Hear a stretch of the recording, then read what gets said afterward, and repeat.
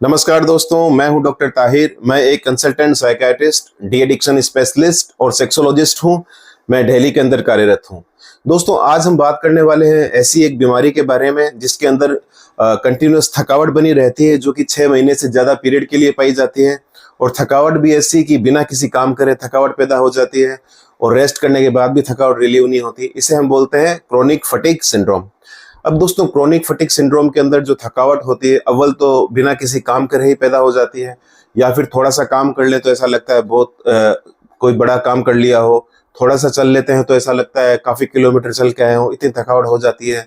पूरे शरीर के अंदर जान सी निकल जाती है, जैसे किसी ने सारी एनर्जी को खींच ली हो। और ऐसा कंटिन्यूस पाया जाता है और 6 महीने तक पाया जाता है।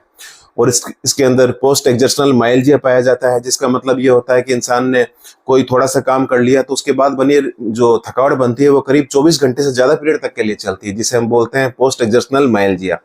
अब दोस्तों, क्रोनिक फटीग सिंड्रोम में मेन सिम्टम तो थकावट का होता है। इसके अलावा कुछ दूसरे सिम्टम्स भी पाए जाते हैं, जैसे कि अनएक्सप्लेन्ड दर्द, यानी कि ऐसा दर्द पूरी बॉडी के अंदर होता है जिसे ना तो किसी मानसिक रोग से उसे एक्सप्लेन किया जा सकता है, ना किसी शारीरिक रोग से एक्सप्लेन किया जा सकता है, जो कि कंटिन्यूस बना रहता है।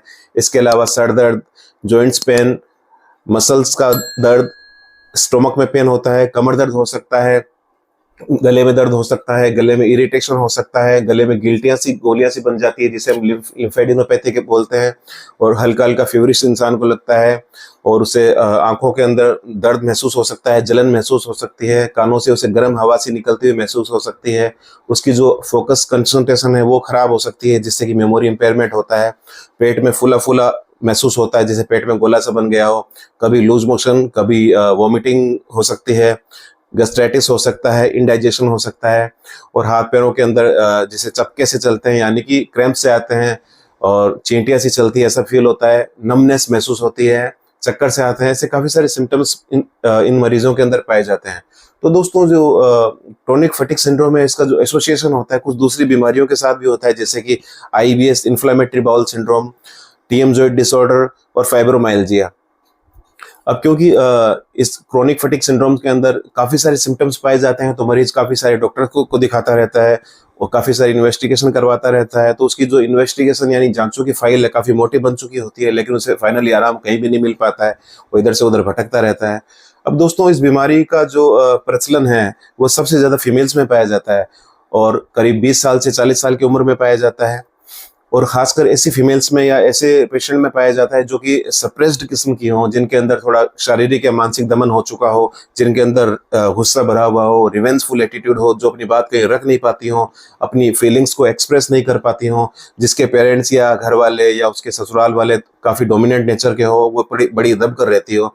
तो ऐसे जो लोग होते हैं सप्रेस्ड नेचर के, उनके अंदर ये बीमारी थोड़ी ज्यादा पाई जाती है। ये भी एक साइकोडायनेमिक थ्योरी है। वैसे एग्जैक्ट इसका जो कोई कारण इसका अभी तक पता नहीं है। अब दोस्तों, अगर ये बीमारी क्रोनिक फटीग सिंड्रोम ही है, तो इसे कंफर्म करने के लिए हमें कुछ दूसरी बीमारियों को रूल आउट करना पड़ता है, जिसके अंदर similar fatigue syndrome, similar fatigue पाई जाती है।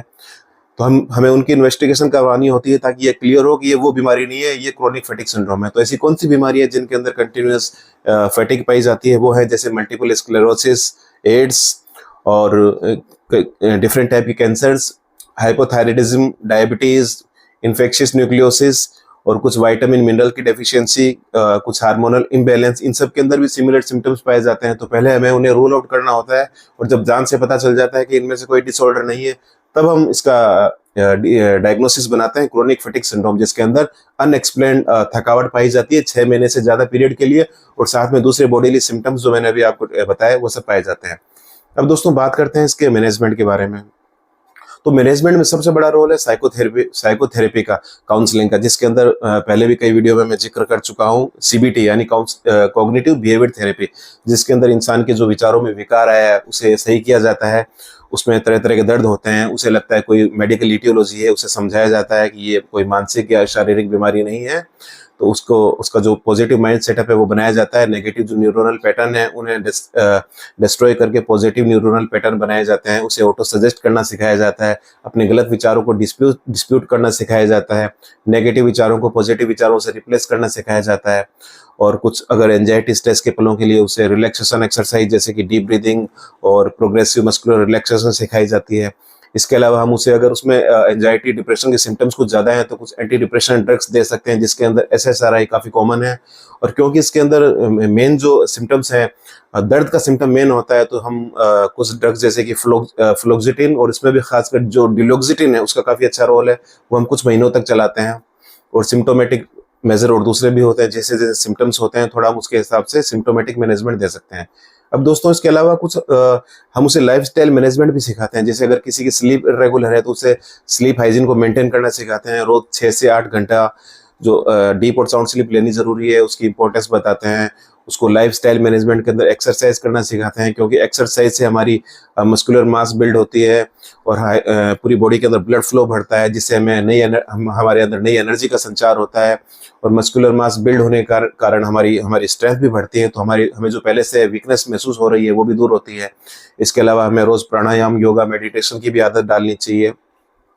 इसके अलावा डाइटरी मैनेजमेंट का भी काफ़ी अच्छा रोल है। हम ऐसी डाइट लें जो कि प्रोटीन रिच हो, जिसके अंदर अगर आप वेजिटेरियन हो तो आप सोयाबीन पल्सेस ले सकते हैं, और आप नॉन वेजिटेरियन हैं तो आप एग ले सकते हैं, मीट ले सकते हैं, चिकन, जिसके अंदर आप मेनली चिकन और टर्की और फिश ले सकते हैं। इसके अलावा अगर आप फ्रूट्स ले सकते हैं, और हरी पत्तेदार सब्जियां भी आप काफ़ी ले सकते हैं, जिससे आपका आयरन का फॉर्मेशन भी ज़्यादा होगा, और आपके अंदर अगर एनर्जी की कमी पाई जा रही है तो उससे दूर की जा सकेगी। कुछ मल्टीविटामिन और उसके हार्मोनल सप्लीमेंट्स ले सकते हैं, जिससे कि आपका जो बॉडी है उसके अंदर अगर ऐसी कोई मिनरल की डेफिशिएंसी या विटामिन की डेफिशिएंसी आ रही है तो वो भी दूर हो जाएगी। तो दोस्तों डाइटरी सप्लीमेंट्स के अंदर आप अगर कार्बोहाइड्रेट लेते हैं तो आप कभी भी सिंपल कार्बोहाइड्रेट ना लें, आप लें कॉम्प्लेक्स कार्बोहाइड्रेट, जैसे कि जो मक्का, बाजरा, बड़े दाने वाले अनाज, ताकि जो कॉम्प्लेक्स कार्बोहाइड्रेट होते हैं वो धीरे धीरे डिजोल्व होते हैं। उनकी जो एनर्जी है लंबे समय तक हमारी बॉडी के अंदर बन के रहती है, और हमें लंबे समय तक एनर्जी, स्फूर्ति मिलती रहती है। और जो सिंपल कार्बोहाइड्रेट होते हैं, जो ये इन जंक फूड्स में पाए जाते हैं, पिज़्ज़ा, बर्गर, इन सब के अंदर, कोल्ड ड्रिंक्स, तो इन सब को हमें अवॉइड करना चाहिए, क्योंकि सिंपल कार्बोहाइड्रेट से जो एनर्जी मिलती है वो थोड़ी सी देर के अंदर डिजोल्व हो जाती है, यानी थोड़ी सी देर के लिए हमारी बॉडी के अंदर बनी रहती है। तो दोस्तों अब ये था डाइटरी मैनेजमेंट और स्लीप मैनेजमेंट का मैंने आपको बताया। इसके अलावा लाइफस्टाइल मैनेजमेंट में एक्सरसाइज का भी काफ़ी रोल हो गया। और अगर आप ज़्यादा सिम्टोमेटिक हो रहे हैं तो आप anti depression, anti anxiety drugs कुछ समय के लिए ले सकते हैं। और काउंसलिंग का तो इसमें मैंने बताया सबसे अच्छा रोल है, चाहे वो कॉग्निटिव बिहेवियर थेरेपी हो, REBT हो, रैशनल इमोटिव बिहेवियर थेरेपी हो, डीप ब्रीदिंग एक्सरसाइज हो, ठीक है। और कहीं कुछ रूप के अंदर हिप्नोसिस का भी इसमें अच्छा रोल है। तो दोस्तों ये इसका था क्रोनिक फटीग सिंड्रोम का मैनेजमेंट था। तो अगर आपको आपके आसपास ऐसा कोई पेशेंट दिखाई दे जिसके अंदर आपको ऐसे लगातार बनी रहने वाली थकावट दिखाई दे रही हो, जो कि काफ़ी इन्वेस्टिगेशन करवा चुका हो, सभी टाइप के डॉक्टर्स को दिखा चुका हो, लेकिन उसकी थकावट रुकने का नाम नहीं ले रही, और 6 महीने से ज़्यादा सतत बनी हुई है, तो आप उसे एडवाइस कीजिए आप किसी मनोचिकित्सक से मिलें और टाइमली अपना ट्रीटमेंट करवाएं। तो इसका 100% क्योर संभव है। तो आप इधर उधर दूसरे डॉक्टर के पास भटकने के बजाय किसी मनोचिकित्सक से मिलें, जो कि अच्छे से आपको इवेल्युएट करके आपका ट्रीटमेंट शुरू करेगा, और काउंसलिंग की ज़रूरत होगी तो आपको काउंसलिंग करेगा, और जितना जल्दी हो सके आपको ठीक करने की कोशिश करेगा। तो दोस्तों आज के लिए इतना ही। ये वीडियो था क्रोनिक फटीग सिंड्रोम के लक्षण और उसके मैनेजमेंट के बारे में। उम्मीद करता हूँ आपको पसंद आया होगा, और अगर आपको पसंद आया हो और आपको उसकी नीड लगे आसपास कहीं इसे स्प्रेड करने की, शेयर करने की, तो आप ज़रूर इसे शेयर करें और मेरे चैनल को सब्सक्राइब करें। तो दोस्तों आज के लिए इतना ही, फिर मिलते हैं एक नए वीडियो के साथ। तब तक के लिए नमस्कार।